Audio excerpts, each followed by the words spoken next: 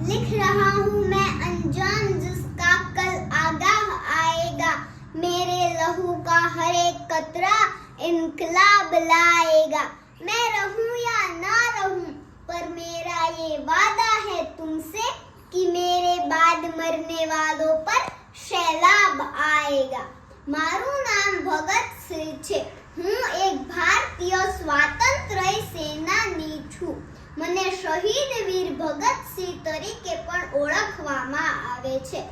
મારો જન્મ 28 સપ્ટેમ્બર 1907 ના રોજ પંજાબના એક બાગા નામના ગામમાં થયો હતો। મારા પિતાનું નામ સરદાર કિશનસિંહ અને માતાનું નામ વિદ્યાવતી કૌર છે।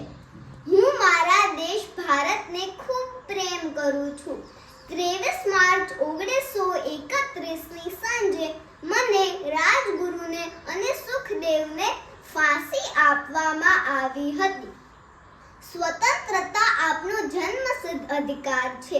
જો બહેરાને સંભળાવવું હોય તો અવાજ ખૂબ જ મોટો હોવો જોઈએ। જ્યારે અમે બોમ્બ ફેંક્યો ત્યારે અમારો ઉદ્દેશ્ય કોઈને મારવાનો ન હતો। અમે બ્રિટિશ શાસન પર બોમ્બ ફેંક્યો। અંગ્રેજોએ ભારતને છોડી દેવું જોઈએ અને અમને મુક્ત કરવા જોઈએ। હું મારા દેશ ભારત માટે કંઈ પણ બલિદાન કરી શકું છું।